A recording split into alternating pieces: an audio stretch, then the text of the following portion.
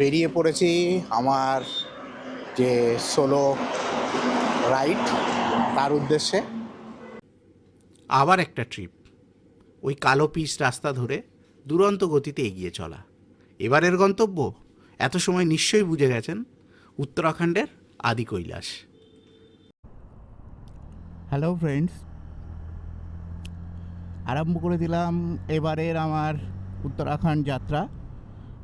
এই বাড়ি থেকে বের হতে হতে প্রায় 6:20 বেজে গেছে। তো যাই হোক, বেলঘড়ি এক্সপ্রেসওয়েতে উঠে পড়েছি। এবার এখান থেকে যেটা NH2, সেই NH2 ধরবো। NH2 ধরে আজকে প্রাথমিকভাবেই ইচ্ছা আছে গন্তব্য বারাণসী, যদিও বার হতে বেশ কিছুটা দেরি হয়ে গেছে দেখতে পাচ্ছি, প্রায় 6:20 বাজে। তো এটা আমার সোলো ট্রিপ, মানে এবার যাচ্ছি আমি একাই। তো এখন সূর্যের আলো সবে ফুটতে আরম্ভ করেছে, আর তার মধ্যে জয় জগন্নাথ বোম বোম বলে বলে আরম্ভ করে দিলাম আমার সোলো ট্রিপ। তো পার করে ফেললাম আজকের দিনের প্রথম টোল গেট, ডানকুনি টোল। এখন প্রায় 7টা বেজে গেছে। তো যাই হোক, সোলো ট্রিপ বলে একটু অল্প অল্প হালকা হালকা টেনশন হচ্ছিল কালকে রাত্রে, কিন্তু সকালে বাইকের হ্যান্ডেলে হাত পড়তেই আর গাড়ির চাকায় একটু ঘুরতেই সেই টেনশন মোটামুটি উধাও। আর এখন তো সূর্যোদয় হয়ে গেছে, পেছন দিক থেকে সূর্যের চমৎকার আলো ঠিকরে বেরোচ্ছে, একদম চমৎকার সূর্যালোকের মধ্য দিয়ে চমৎকার সকালে এগিয়ে চলেছে বারাণসীর দিকে। আর সত্যি কথা বলতে কি, এখন বেশ ভালোই লাগছে। সোলো ট্রিপ বলে যেটুকু টেনশন ছিল সেটা একেবারে পুরোপুরি উধাও এই মুহূর্তে। আমি চলে আসলাম আজকের দ্বিতীয় toll plaza, Palsit toll plaza. আর আমার বাড়ি অর্থাৎ দমদম থেকে পালশিট টোল প্লাজার ডিস্টেন্স মোটামুটি 78 থেকে 80 কিলোমিটার। তো তার মানে 1 ঘন্টা 25 মিনিটে চলে এসেছি 80 কিলোমিটার। এই সামনে টোল প্লাজা দেখতে পাচ্ছি, বেশ ভালো স্পিডেই চলছি। এখনও কোনো ব্রেক দিইনি। মোটামুটি ইচ্ছা আছে বর্ধমান ক্রস করার পরেই প্রথম ব্রেকটা দেওয়া। তেল ভরলাম, বর্ধমান ক্রস করে একটু এসেই তেলটা ভরে নিলাম, একদম ফুল ট্যাঙ্ক করে নিলাম। আর এখনও সেই অর্থে স্টপেজ দিইনি। দমদম থেকে 113 কিলোমিটার চলে এসেছি, বারাণসী আর দেখাচ্ছে 554 কিলোমিটার। তো এখনও সেই অর্থে স্টপেজ দিইনি, দেব। আর একটু দূরে গিয়ে ভাবছি একটা স্টপেজ দিতে হবে, একটু জল টল খাবো, চা ফা পেলে খেয়ে নেবো। আর বেশ ভালোই রাস্তা, আর রাস্তায় ট্রাকের চাপ আছে, ভালোই রকমই ট্রাকের চাপ আছে। আর এখন মোটামুটি বাজে 8:30 বেজে গেছে। দেখা যাক, সামনের দিকে এগিয়ে চলেছি। এখন 9:40, আর এই যে পানাগড়ে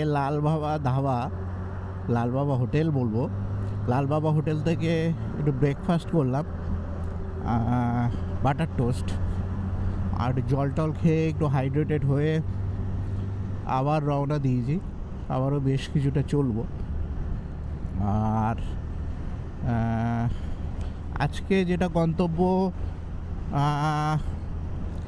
বারাণসী আপাতত। আর একটু ধারচুলাতে একটা কন্ট্যাক্ট নাম্বার ছিল, তাকে ফোন করলাম পারমিট যাতে ইন অ্যাডভান্স একটু করিয়ে রাখা যায়। তো ফোনে পেলাম না, তো দেখা যাক, আশা করি সামনেও ফোনে পাবো। আর আবার এই যে দুর্গাপুরের আগে, এখান থেকে দুর্গাপুর বেশি নয়, তো চাইছি মোটামুটি 10:30টার মধ্যে ওয়েস্ট বেঙ্গল ক্রস করে ঝাড়খণ্ড বর্ডারে ঝাড়খণ্ডে ঢুকে যেতে। তো দেখা যাক, আপাতত এখন টানা চালাবো। রানীগঞ্জ ক্রস করছি, আর এখনও পর্যন্ত 218 কিলোমিটার এসছি দমদম থেকে। তো রাস্তা তো চমৎকার রাস্তা, 6 লাইনের রাস্তা পুরোটাই, NH-19 যেটা পূর্বতন NH-2। আর খারাপ প্যাচ নয়, ডাইভারশন আছে দুটো, একটা জাস্ট বর্ধমানের আগে আর একটা বুধের একটু আগে। এই দুটো ডাইভারশন ছাড়া চমৎকার রাস্তা, একদম মাখনের মতো পিচ রাস্তা। আর এখনও ওয়েস্ট বেঙ্গলের মধ্যেই আছি। ওয়েস্ট বেঙ্গল ক্রস করতে এখনও সময় লাগবে। মাইথনের ওখানে আমরা ওয়েস্ট বেঙ্গল ক্রস করব। আর আমরা সামনে সোজা চলেছি ধানবাদের দিকে। এখন টাইম হয়েছে মোটামুটি 10:47। তো একটু সামনে গেলেই আমরা ওয়েস্ট বেঙ্গল ক্রস করে যাচ্ছি। একটা জিনিস বারবার ভুল হয়ে যাচ্ছে, আমরা বলে ফেলছি, অ্যাকচুয়ালি এটা আমার সোলো বাইক ট্রিপ, সুতরাং আমরা বলা অভ্যেসটা কাটাতে হবে। তো আরেকটু গেলেই ওয়েস্ট বেঙ্গল ঝাড়খণ্ড বর্ডার, তারপর আমি ওয়েস্ট বেঙ্গল থেকে সোজা ঝাড়খণ্ডে ক্রস করব, ঝাড়খণ্ডে প্রবেশ করব। দারুণ ছেড়ে এই যে ঝাড়খণ্ডে প্রবেশ করছি। আর ডান দিকে ওই দিকটা হচ্ছে মাইথন ড্যাম। আর এই নদীর ব্রিজ ক্রস করেই আমরা এই নদীর ব্রিজ ক্রস করেই আমি ঝাড়খণ্ডে প্রবেশ করব। ওয়েস্ট বেঙ্গল ছেড়ে দিলাম, আর এই মুহূর্তে 10:50 বাজে। আর মোটামুটি 227 কিলোমিটার দমদম থেকে ট্রাভেল হয়ে গেছে অলরেডি। চারিপাশে চমৎকার গাছপালা শোভিত, তার মধ্য দিয়েই আমার সোলো বাইক ট্রিপ উত্তরাখণ্ডের উদ্দেশ্যে চলেছি। ঝাড়খণ্ডের গোবিন্দপুরে এখন। তো রাস্তা বেশ ভালোই, আর টাইম হয়েছে 11:20।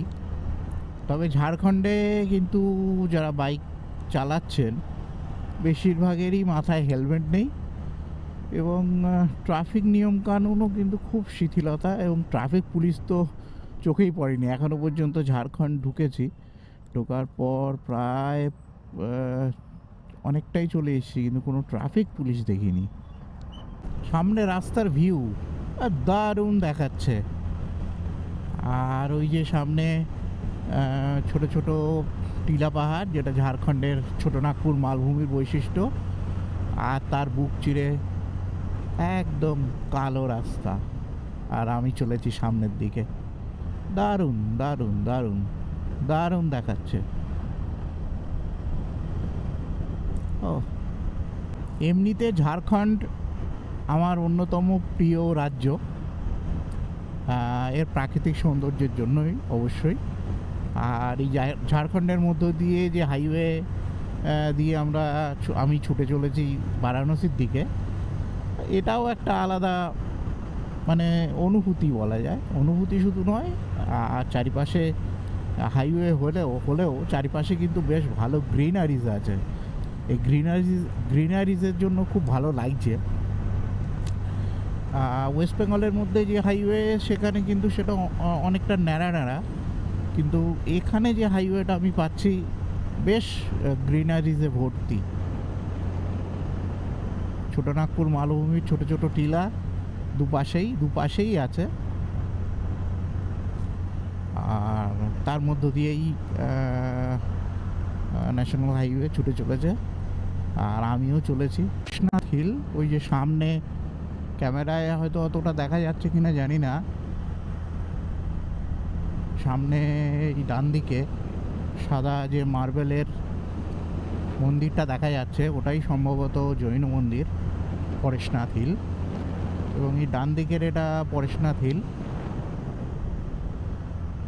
খুব সুন্দর দেখাচ্ছে এখান থেকে বেশ দারুণ দেখা যাচ্ছে।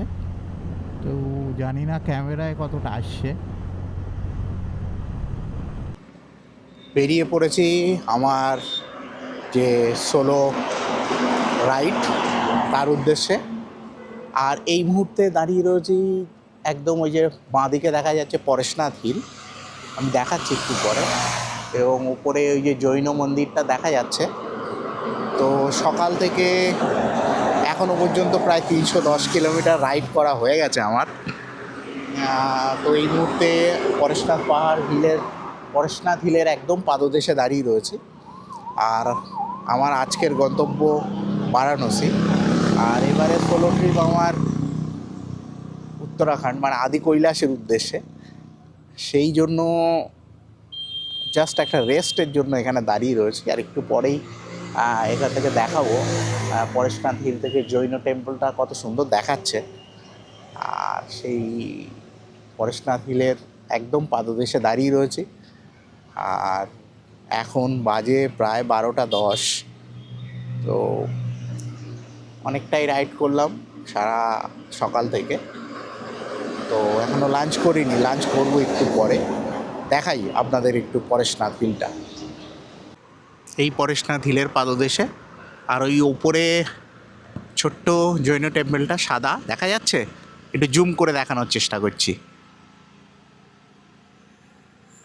ওই যে সামনে ব্যাস ওই যে ছোট সাদা সাদা মেঘ, তার নিচেই সাদা পরেশনাথ টেম্পল।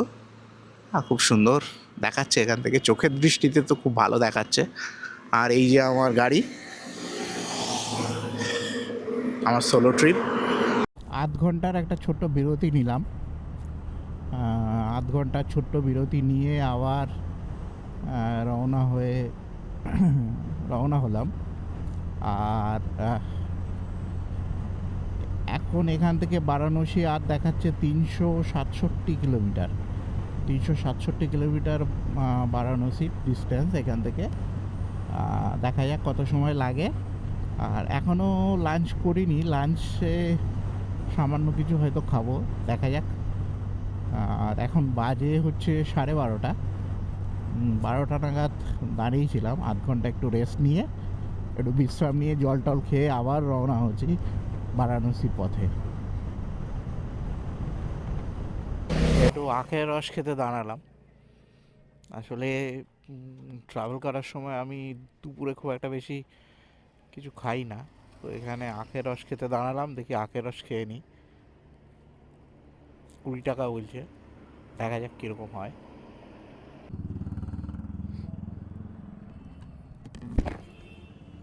केला कितना का है? 50 रुपया दर्जन। जो पसंद यहाँ से यहाँ तक जो पसंद आपको आ जाए। ये भी एक ही है? एक ही है, जो कहिए वही देते हैं। 6 दीजिए।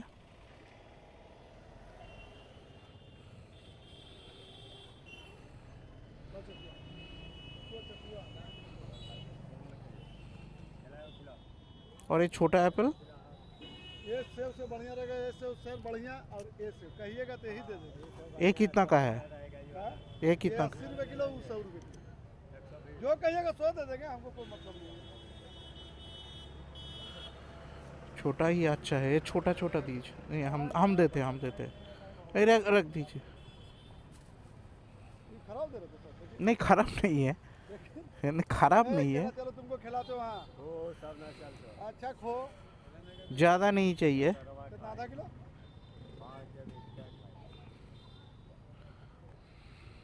लाल चुन के लीजिए, यही सब चुन के ले भाई। छोड़ दीजिए। बढ़िया वाला दाम अच्छा दे ही नहीं।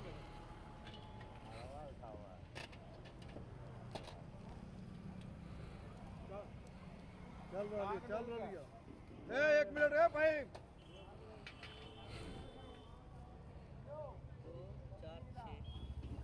বাড়ি থেকে একটু ফল টল কিনলাম। আর এই বাড়ির আশেপাশে রাস্তাটা কিন্তু বেশ খারাপ, যার ফলে কিছুটা সময় লেগে গেল। ফল কেনার জন্যই ঢুকেছিলাম, যেহেতু রাস্তাটাও খারাপ, কিছুটা সময় লাগলো। আবার ভালো রাস্তা পেয়ে গেছি, সুতরাং আবার সামনের দিকে এগিয়ে যাই, গিয়ে দেখি সামনে কোথাও ফলাহার করব। এবং চমৎকার রাস্তা শুধু পেয়ে গেছি নয়, এখন এই চম্পারণের জঙ্গল ক্রস করছি। চারিপাশের দৃশ্য তো মনোমুগ্ধকর। সঙ্গে ফল নিয়ে নিয়েছি, ফলাহার করব দুপুরে আজকে। এখনও খাইনি। তো চারিপাশের প্রকৃতি দেখতে দেখতে চলেছি। আর এই জায়গায় কিন্তু রাস্তাটাও বেশ ভালো, বেশ সুন্দর। সুতরাং ওই আগের যে খারাপ রাস্তার খারাপ প্যাচ অংশটুকু আশা করি ফেলে এসছি, আর খারাপ প্যাচ আশা করি নেই। দেখা যাক সামনে কি হয়।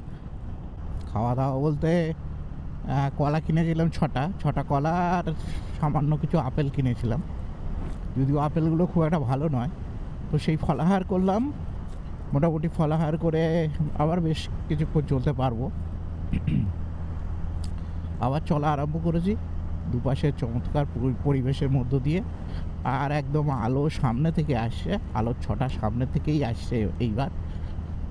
তার মধ্য দিয়েই চলেছি। এখনও প্রায় 250 কিলোমিটার রাস্তা এখান থেকে বারাণসী। তো 250 কিলোমিটার ক্রস করতে হবে এখনও আমাকে। দেখা যাক কত সময় লাগে। ভয়ঙ্কর জ্যামে পড়েছিলাম। আপাতত ডান দিকে গাড়িগুলো বোঝা যাচ্ছে এখনও সব লাইন দিয়ে দাঁড়িয়ে রয়েছে। ওরকম বিরাট একটা জ্যাম ক্রস করলাম। আর এদিকে সূর্য অস্ত যেতে বসেছে, 5টা বেজে গেছে। জ্যামের জন্য অনেকটা সময় খেয়ে নিল। আর এখনও 175 কিলোমিটার মতো রাস্তা আমাদের আমার বারাণসী পৌঁছতে। এদিকে তো সূর্য অস্তই যাচ্ছে। যাই হোক, জ্যামের জন্য প্রচণ্ড টাইম লেগে গেল। এবার দেখা যাক, এই টাইমটা কভার করাও একটু চাপ হয়ে যাবে। সন্ধে হয়ে যাবে, মানে সন্ধে হয়ে তো যাচ্ছেই এক্ষুনি। এখন বারাণসী পৌঁছানো রাতই হয়ে যাবে বোঝা যাচ্ছে, যা অবস্থা। সোন ক্রস করছি, আর আলো, বিকেলের আলো অল্প কিছু আছে। আর সোনের ওপারটা ডেহরি অন সোন। তবে যেটা বলার, যে বিহারের উপর দিয়ে NH-19 কিন্তু খুব একটা ভালো নয়, এবং প্রচণ্ড কনজেস্টেড এরিয়াগুলোর মধ্য দিয়ে এসছে। আর নর্মালি যে জায়গাগুলো, যে নর্মালি হাইওয়ের উপরে যদি কনজেস্টেড এরিয়া পড়ে, তাহলে হয় তার উপর দিয়েই উড়ালপুল করে দেওয়া হয়, বা সেটাকে বাইপাস করে দেওয়া হয়। বিহারে কিন্তু সেটা দেখলাম না, যদিও বেশ কিছু জায়গায় কাজ চলছে। কিন্তু ওভারঅল NH-19 অবস্থা কিন্তু বিহারে খুব একটা ভালো নয়, বেশ সময় লাগছে। আর এই মুহূর্তে আমরা সোন ক্রস করছি। সোনের নদী খাত বেশ চওড়া। এই দিকটা অবশ্য শুকনো খাত, জল নেই। আর ওই সামনের দিকটা দেখা যাচ্ছে হয়তো কিছুটা জল আছে। সোন এই দিকটা জল আছে, অল্প অল্প, খুব বেশি নয়। তবে সোনের নদী খাত কিন্তু বেশ চওড়া। হয়তো বর্ষাকালে ফুলে ফেঁপে ওঠে, কিন্তু এই মুহূর্তে তো সোনের উপরে খুব একটা জল নেই। এই দিকটা কিছুটা জল আছে দেখা যাচ্ছে। তো যাই হোক, এখনও বারাণসী এখান থেকে 140 কিলোমিটার। পৌঁছতে হয়তো 9টা বেজে যাবে বারাণসী। দেখা যাক কি হয়। এখন বাজে সন্ধ্যে 6:18। একটু চা খাওয়ার জন্য দাঁড়িয়েছিলাম। এই সাসারামের কাছে আছি আমরা এখন আমি আছি সাসারামের কাছে। একটু চা খাওয়ার জন্য দাঁড়িয়েছিলাম। মোটামুটি এখন বাজে 6:18। তো চা খাওয়ার জন্য 15 মিনিট রেস্ট নিলাম। এই আবার রওনা হয়েছি, টুকটুক করে চলেছি, যেহেতু আমি খুব বেশি স্পিডে যাই না, সেই কারণে সময় আমার বেশি লাগে, কিন্তু টুকটুক করে ঠিক সময়ে পৌঁছে যাব। এখান থেকে মোটামুটি 124 কিলোমিটার মতো রাস্তা আর বারাণসী। দেখা যাক, হাইওয়ের ধারেই কোনো হোটেলে থাকার চেষ্টা করব। হাইওয়ের ধারে হোটেলে থাকা সুবিধে একটা যে বারাণসীতে তো দেখার কিছু নেই আমার, বারাণসী থেকে জাস্ট সকালবেলা বেরিয়ে যাব। যত হাইওয়ের কাছে থাকবো তত সেখান থেকে সকালবেলা এক্সিটের সুবিধে হবে, তাড়াতাড়ি এক্সিট করতে পারবো। সেই কারণে টার্গেট একদম হাইওয়ের কাছে কোনো হোটেলে থাকা। যদিও এখনও অনেকটা দেরি আছে, 124 কিলোমিটার মানে প্রায় 3 ঘন্টার কাছাকাছি সময় লাগবে। আর যেহেতু রাত হয়ে গেছে সেই জন্য সময় তো একটু বেশি লাগছেই। আমি আলটিমেটলি বিহার ছেড়ে ইউপিতে প্রবেশ করছি। এই যে उत्तर प्रदेश में आपका स्वागत है, वेलकम टू यूपी। তো এখন বাজে 7:40 আর এখান থেকে বারাণসী আর মোটামুটি 50 কিলোমিটার আছে। ঘন্টাখানেক তো লাগবে। আর বিহার ছেড়ে ইউপিতে প্রবেশ করার সাথে সাথে রাস্তার প্রকৃতি কিন্তু একটু চেঞ্জ হয়ে গেল।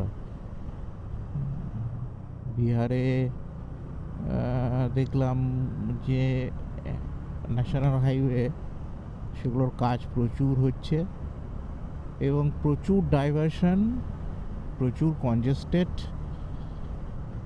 এবং মোটেই মানে ন্যাশনাল হাইওয়ের যে ফিলিংস সেইটা কিন্তু বিহারে পেলাম না। যদিও আমার মনে হলো ঔরঙ্গাবাদের পর থেকে রাস্তাটা এই দিকটায়, ঔরঙ্গাবাদের পর থেকে ইউপি পর্যন্ত রাস্তাটা অনেকটা ভালো।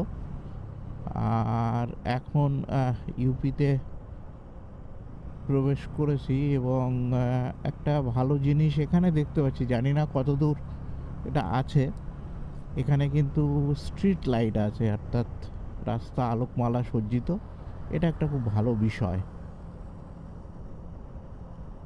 সোজা বারাণসী চলে গেছে, আমরা এই মুঘলসরাই বাঁ দিকটা দিয়ে বেঁকবো আর সোজা রাস্তা চলে গেছে দিল্লির দিকে। আর আমরা এই রাস্তা দিয়ে বেঁকবো এবার।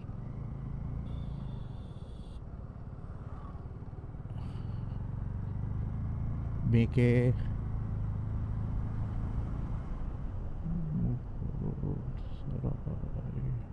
মুঘলসরাই ডান দিকে দেখাচ্ছে।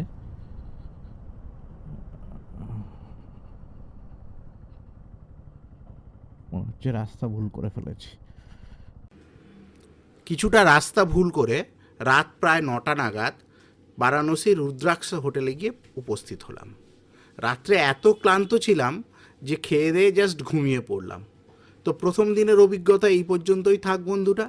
ভিডিওটি ভালো লাগলে অবশ্যই লাইক করবেন এবং চ্যানেলটি সাবস্ক্রাইব করবেন।